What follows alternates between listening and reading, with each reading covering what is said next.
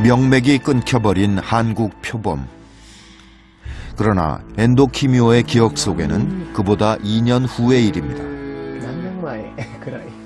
この4人の少年っていうか22歳だったんだから、みんな同じぐらいの年齢の人たちで、この犬を連れて行って、この票を取ったんですね。じゃあ山猫じゃない、票だっていうことが分かったわけだ。 엔도키미오가 찾아갔을 때 사진 속 표범은 이미 팔린 후였습니다. 아름다운 표범 가죽은 당시 고가에 팔려나갔습니다.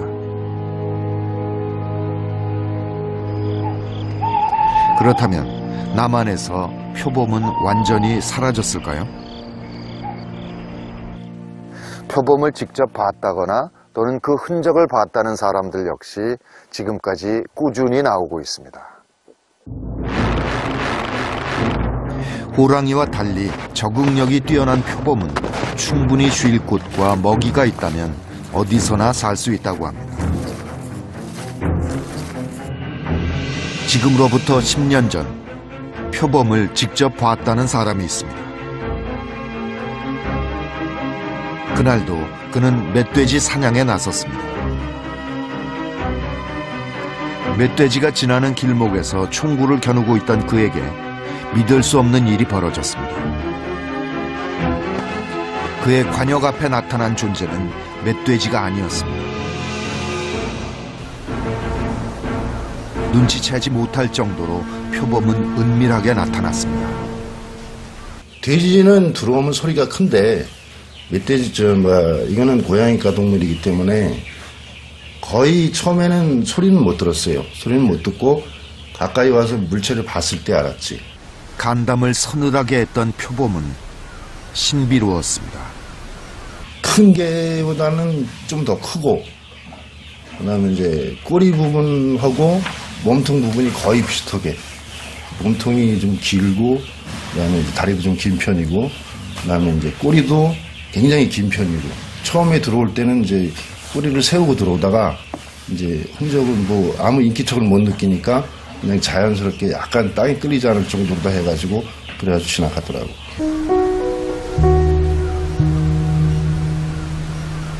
사냥꾼인 그는 순간 방아쇠를 당기고 싶은 욕구를 억눌렀다고 합니다. 아직도 우리가 이제 사냥을 하기 때문에 산에 다니면서 이제 그런 흔적을 많이 보니까 내가 봤을 때 그때 표범을 봤으니까 표범이 살아있다.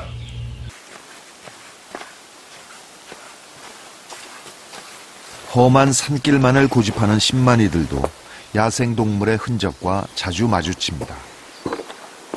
산에 다니다 보면요, 멧돼지가 뭐에 잡혀먹은 그 흔적들이 있거든요. 멧돼지 자체가 한 반쯤 뜯긴 거. 그냥 뭐 자연적으로 죽었으면은 그게 부패하거나 그런데 거의 이제 피가 뭐 낭자한 것들 이런 거를 저뿐 아니라 그런 거를 목격한 분들은 많습니다. 그게 뭐 멧돼지를 잡아먹을 수 있는 먹이 사슬이 뭐가 있겠습니까?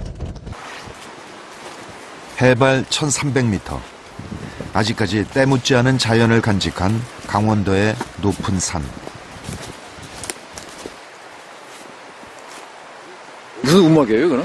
산에 다니는 사람들 여기서 이제 한 달이고 여기서 자고 먹고 하죠. 그에겐 평생 잊을 수 없는 곳입니다. 대략 2011년도 5월 중순 정도 됐어요. 동네 형님들 4분하고 저랑 이제 1박, 그러니까 비박으로 나물 떠들어 산행을 갔는데요. 가는 도중에 이상한 소리가 들려가지고 저는 이제 웬만한 멧돼지 같은 것들은 사람 인기척 들으면은 도망가거든요. 근데 계속 나무 부러지는 소리가 나서 소리를 쫓아가 보니 그의 눈앞에 모습을 드러낸 건 한 번도 본 적 없는 표범이었습니다. 불과 20m 앞, 그는 돌처럼 굳어졌습니다. 머리가 곤두선날이잖아요, 머리카락이요. 뭐 거기서 그 소리 들은 사람들은 다 뭐 그런 걸 느꼈으니까요. 그 보고 어떻게 행동하셨어요? 아니 뭐 당황해가지고 뭐 움직일 수도 없더라고요. 그 자리에서 그냥 가만히 있었어요. 사진 찍거나 뭐 그럴 생각은 못 하셨어요? 그런 생각이 이게 뭐 덤빌지도 모르는데 그런 생각이 들어요. 극도의 두려움은 밤이 될 때까지 계속됐습니다. 무서웠죠. 그날 이제 형님들한테 이야기하고 거의 뭐 텐트 밖에를 서로 안 나가려고 했으니까요, 밤에. 한 형님이 그냥 텐트 안에서 볼일을 봤어요. 얼마나 무서우면은.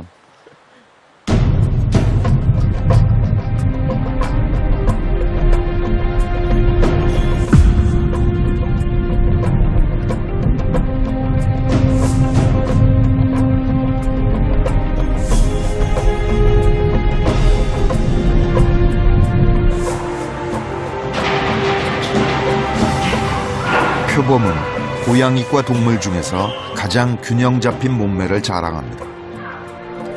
특히 한국 표범이라 불리는 아무르 표범은 세계적으로도 희귀합니다. 크고 선명한 털무늬는 마치 매화를 닮았다 해서 매화범이라고도 불렀습니다.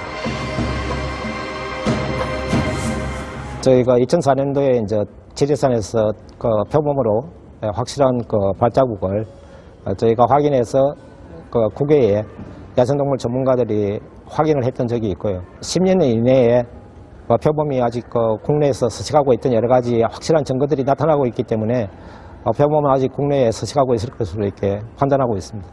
표범이 단 한 마리만 있어도 굉장히 많은 흔적을 우리가 볼 수가 있거든요. 이제 우리나라에서 간혹 표범의 흔적이 있다고 말은 하지만은 정말 직접적인 가장 결정적인 그런 증거는 아직 나타나지 않고 있거든요. 표범이 있다는 것을 입증하기도 어렵지만 없다는 것을 확증하기도 매우 어렵습니다. 그렇다면 진실은 무엇일까? 우리 제작진은 전문가와 함께 한국 표범을 찾아 나섰습니다. 지난 12월 한국 표범을 찾아 겨울 산행이 시작됐습니다. 아무르 표범은 탁 트인 시야와 험한 경사를 좋아하는 것으로 알려져 있습니다. 중대형 포유류의 것으로 보이는 털과 발자국이 발견됐습니다. 이런 것들을 이제 겨울에 보면은 흔히 이제 호랑이나 표범의 발자국을 봤다고 각 언론에 많이 보도되는 이런 큰 발자국이 일자형이라는데 호랑이나 표범 같은 육식동물만 일자형의 어떤 스타일이 아니고 기본적으로 초식동물도 거의 일자거든요. 단지 일자에서는 어느 정도 차이가 나냐 뿐이지. 그리고 다행인데 실제로는 다 멧돼지 발자국입니다. 추적은 밤에도 계속됐습니다. 표범은 야행성 동물이라 주로 밤에 활동합니다.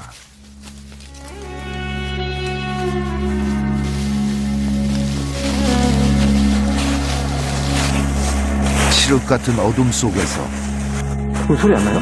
야생동물의 울음소리에 온 신경이 곤두섭니다. 모두가 숨죽인 시간. 인근 나무에 날카롭고 억센 발톱 자국이 또렷합니다. 큰 발톱 자국이 4개가 난 것처럼 느껴지지만 실제로 제 생각에는 이거는 새딱따구리가 드러밍을 통해서 섭식 활동을 하면서 남긴 흔적입니다. 표범은 쉽게 그 모습을 드러내지 않았습니다. 제작진은 다시 한반도의 등줄기라 불리는 백두대간으로 갔습니다. 단기 캐러 왔다가 한 5시간, 오후 5시가 좀 됐는데 옆에서 그 짐승이 하도 큰 소리를 내갖고 그 사람도 놀래갖고 내려왔는데 뭔 짐승인지 보이진 않고 위에서 옆에서 그러니까 그래갖고 그게 이고리란 말이야. 불과 한 달 전 표범 울음소리를 들었다는 제보가 있었습니다.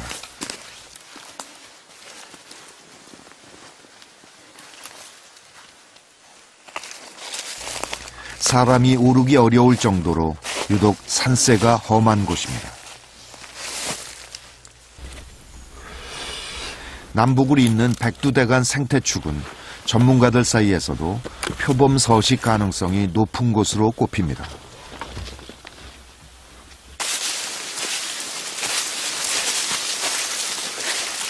제작진은 전문가와 함께 총 4군데의 무인 센서 카메라를 설치했습니다.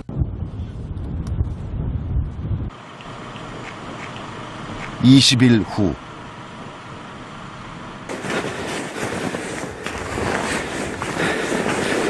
그 사이 눈은 발목까지 쌓여 있습니다.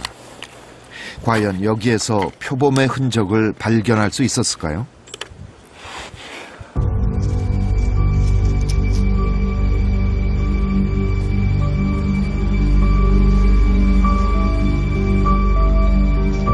노루, 고라니 등 표범의 먹이 동물만이 모습을 드러냈습니다.